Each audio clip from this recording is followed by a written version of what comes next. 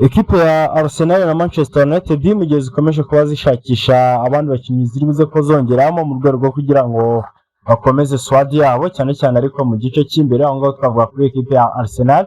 Gusa na Manchester United nayo bimera avuga ko igihe cyose yabonye amahirwe ndetse na rutazamu mwiza ashobora kuza kuba yongeramo kugira ngo aze kubahangana Nuno Benjamin Sesko bafite.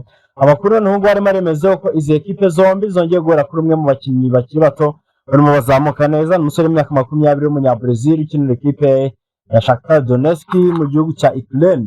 Ibyo byose rero ndetse n'ibindi bigenda bivuga muri aya ekipe yombi nibyo ngira ngo tugarukeho tunarebera hamwe ese bihagaze bite, byifasha biteze ekipe zombi zitwaye gute ku isoko ry'igura n'igurisha kugeza ubu, ese niba biteguye kuza kuba bongeramo imbaraga na iyi ekipe yahabwa amahirwe n'ibindi byose bifite baya n'izo ekipe zombi. Ariko none reka mbere na mbere mbane nshimire cyane abantu mwese mwamaze gukanda subscribe hano kuri Game Sport Hub n'abatarakanda, ariko mbabwire ngo iki ni cyo gihe cyiza cyo kugira ngo ukande subscribe ubundi tukajya tubana mu biganiro byacu bya buri munsi uko bwije nuko bukeye. Wibuke kujya muri comment section duhe igitekerezo cyawe ubundi ukandike kuri ino video tujye tubana uko bwije nuko bukeye. N'ubu ekipe ya Arsenal ndetse na Manchester United zose zirimo ziragaragaza interest cyase zose zifuza kuza zisinyisha uno musore w'umunyabrazil w'imyaka 20 bamwita Elias Kaua.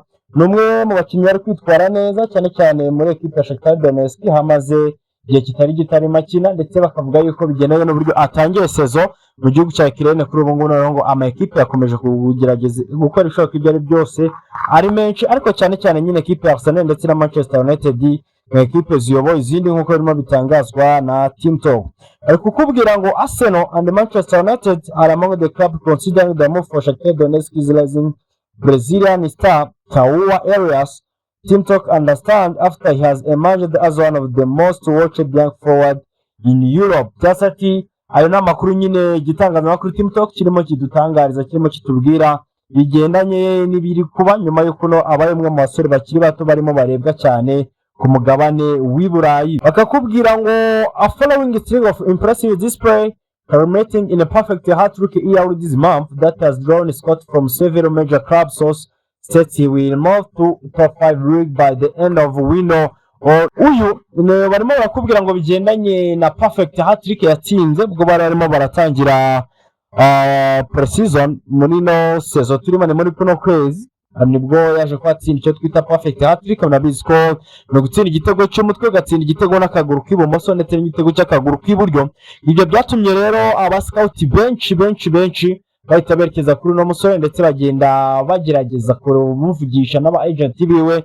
Ibitangazamakuru bitandukanye rero bikanemeza ko ari umwe mu basore ufite amahirwe menshi yo kuza kuba akina mu mashampiyona yo ku mugabane w'i Burayi. Bakakubwira ngo the 20 years old center forward netted header, a left-footed strike and left-footed finish in the second half as Shakhtar trashed Kudilivika 5-1 in open the Ukrainian Premier League campaign. Bon hano bwa pre-season ahubwo yari match yabo ya shampiyona barimo baratangira. Ukraine batangiye mbere rero ubwo Shakhtar yatsindaga ibitego 5-1 no musiraje ko atsinda ibitego 3 harimo niyo perfect hat-trick. Representative from Arsenal and United will present in the stand and returned growing report on former prominent talent. However, sources have stated that there are at least 10 European sides in attendance especially to watch him. Bakakubwira ngo bamwe mu bahagarariye ekipe ya Arsenal ndetse na Manchester United bari bagiye kureba uwo mukino, bajyanywe no kureba no musore wahoze ikina ekipe ya Fluminense mbere yuko avaba muri Brazil Arias. Bakakubwira yuko ngo uretse n'izo ekipe, uretse Arsenal na Manchester United hari andi ma ekipe agera mu 10 arimo aragenda kurikirana no mukinnyi, ariko ahanini bakavugamo Asemira na Porto na zimwe mu ekipe yegereye Arsenal ndetse na Manchester United ugukurikirana uno mukinnyi. Bakakubwira ngo Shakhtar value Elias at approximately 30 million and are understood to expect any interest party to meet that figure in full before negotiation will be taken serious. Jasati ino ekipe ya Shakhtar Donetsk itekereza yuko uno musore wahagaze byibura miliyoni 30, ndetse ekipe yari yose yaza kuza kwa yiteguye gutanga ibihwanye n'ibyo ngibyo, cyase ekipe yari yose yaza kofaringa ibihwanye n'izo miliyoni 30 cyase binegera kugera kuri izo miliyoni 30 yaza kurangira ino ekipe ya Shakhtar Donetsk nyine izeme. ibyo ngibyo rero ni birimo bigenda bivugwa, ni ibyari birimo bitangazwa. Nagira ngo tubanze turebe ngo ese ubundi no nkuru imeze ite, irimo irabivuga gute, ifite imbaraga zingana gute.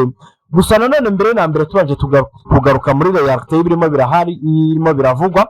Uno ni umusore nyine mu by'ukuri ukomeje kugenda witwara neza, ukomeje kugenda kurura ama ekipe. Gusa bakakubwira yuko uno mugabo murangira ngo muribuka uno musikauti mushyashya ekipe ya Arsenal yaguze yasinyishije, wahoze ukorera ekipe ya Napoli, wasinyishije wita Christian Kvaratskhelia, ni nawe mugabo burya wazanye witwa Christos Solis muri ekipe ya Arsenal, niwe watangiye kuba mukurikirana, anaza kumenyesha Andrea Berta, biza kurangira bamusinyishije. Kimwe mu bintu uyu mugabo azwiho nuko ari umugabo ufite ijisho ryiza, uzi kureba tala kandi ushobora gusobanukirwa abakinnyi. Bakavuga ngo nibyo ushobora kudakunda cyangwa ku mukino umwe cyangwa n'undi, ariko byibura si kenshi uno mugabo uzamubona yibeshye kuri tala agenda azana, kubera yuko niwe wagiye kuzana bari abadikataweya bari mu gihugu cy'Ubutaliyani, rutazamu wa ekipe y'igihugu Bubiligi. Nyine ni umwe mu bakinnyi, ni umwe mu bagabo bazwi icyo kintu cyo kuvuga ngo kureba tara, ni umwe mu bambere. Uyu rero ni nawe mugabo urimo urarangira ekipe ya Arsenal, nawe maze igihe kinini urimo akurikirana n'umusore bita Arias Kaula wa ekipe ya Shakhtar Donetsk, ndetse nawe uri mu biganiro byo kuba yareba uburyo yamwerekeza Emirates. Bakavuga ati kuba uyu mugabo ubwabyo yarafashe igihe cyo kujya kumureba akamukurikirana akagira atanga izina ryiwe, ni igisobanuro cy'uko ari rutahizamu nyine mwiza, bigendanye n'igihe amaze mu gihugu cy'ububiri cya Ukraine, n'uburyo yatangiye kugenda yiyadabuta, agatangira kugenda yimenyereza, amenyera ikirere. Murabizi ko ari igihugu cya Ukraine kiri no mu mwuka utari mwiza w'intambara, ariko nyine uko kwita yiyadabuta na season abasha kwatsinda ibitego bigera muri 11. Kuri ubu noneho atangiye kampeni atsinda hat-trick, ni kimwe mu bintu bigenda bituma nyine interest y'amakipe atandukanye yiyongera. Ku kigendanye na talent, uyu ni umusore mu by'ukuri abantu benshi badashidikanya ku kigendanye n'igiciro cyangwa se amafaranga ashobora kuza kuba atangwa, bigendanye n'ibyo Shakhtar Donetsk irimo yifuza cyangwa se irimo inasaba. Nabyo ni ibintu twavuga yuko bitari buze kugorana, ahubwo igisigaye bakavuga yuko ari umwanzuro, ari icyemezo kiri buze gufatwa na nyir'ubwite, yaba uyu Arias ndetse n'abamuhagarariye bivenera ekipe ya Shakhtar Donetsk mu gihe cyose yaza kuba yiteguye gutanga amafaranga. Wajya kureba muri ekipe ya Arsenal ndetse na ekipe ya Manchester United, zombi zirimo zimuvugwaho, ni ekipe mu by'ukuri ubona ziri interested muri uno mukinnyi, yego nibyo, ariko nanone zifite ibindi bintu byinshi zirimo zifokasinga cyangwa se zagize top target yazo, ku buryo barimo bavuga ngo ino sama mu gihe cyose ano ma ekipe ya mato yaza kuba bayeseriye. Aho twavugamo nka ekipe ya Crystal Palace, twavugamo ekipe nka Everton ndetse Porto nayo namwe mu ekipe arimo bavuga Even na AC Milan. Bishobora kuza kurangira n'umusore agiye muri ama ekipe yombi, ariko nanone mu gihe izo ekipe nazo zaba zitabaye serious, bakavuga yuko uno musore nubwo atangiye kuvugwa muri no minsi azaba ari umwe muri hot target cyangwa azaba ari umwe muri hot cake next season, igihe cyose yabasha gukipinga zile form afite. Bakubwira ngo nimba Manchester United kugeza amaginga ya irimo iraprotizinga cyangwa se yamaze guhitamo kuza kubibanza gusinyisha muri left back, ikaza kuba ikurikizaho mu mediateur mu gihe ngo haboneka amahirwe umuwinga ndetse na rutahizamu, n'abakinnyi ari buze gutekerezwaho ariko batari muri rush cyangwa se badafite gahunda yo kuza kwa babyihutiramo ngo bajye kumusinyisha. Wanakwitira none kuri equipe ya Arsenal, nibyo bakuvuga ati dufite Victor Gyökeres, dufite Kai Havertz, ariko ntabwo umutoza Mikel Arteta akiri kwishimira serivisi ari guhabwa n'umuntu witwa Victor Gyökeres. Niyo mpamvu nujya kureba urimo urasanga ikipe ya Arsenal irimo iravuga kuri ba bataka bakuru, abataka bamaze kuba proven cyangwa se bamaze kuba bigaragaza nyine nka world class, bafite ibyo bamaze kuba bacivinga. Ureba amazina barimo barahuzwa nayo ni Julian Alvarez wa Atletico Madrid, bamaze igihe kinini barimo bakurikirana, telefone ziracicikana umunsi ku wundi, Andrea Berta arakwitaga amagara hamwe, Mikel Arteta agahamagara umukinnyi, ibyo byose ndetse n'abandi ukareba undi mukinnyi guhuzwa nayo ni Victor Osimhen, birakwereka ikintu Arsenal ikeneye ku isoko rya ba rutahizamu. Wanakwitira ku ruhande nyuma yo kureba ngo ese rutahizamu Arsenal izo gusinyisha ni uwuhe, ugasangaho n'abandi bawinga barimo batekerezwa cyane cyane ku ruhande rw'ibumoso, ko bari kuvuga ngo nibyo Christos Solis ni umukinnyi mwiza, amaze kuduprovinga, yamaze kutwereka ko afite ibyo dukeneye mu mukinnyi, ariko se Walif byagenda bite turamutse tumumisinze mu gihe runaka.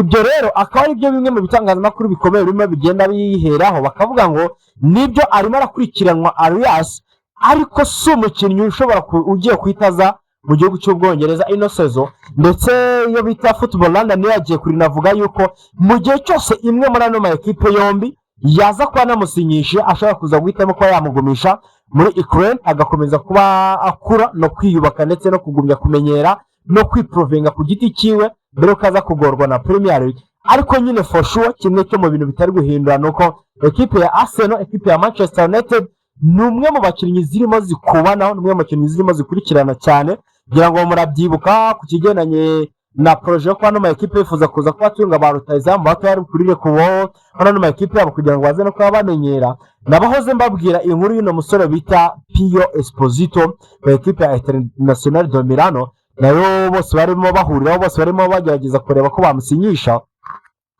Kimwe cyo mu bihari kuri no kumenya nuko equipe ya Arsenal na Manchester United kuri ino ncuro muri no minsi zirimo ziragenda zikubana ku bakinnyi batandukanye. Burera zigeze kwitwa Arias no munyabrazil equipe ya Shakhtar Donetsk, no gutegereza tukareba ese araza kwerekeza muri equipe biraza kugenda bite, yaza kugumayo.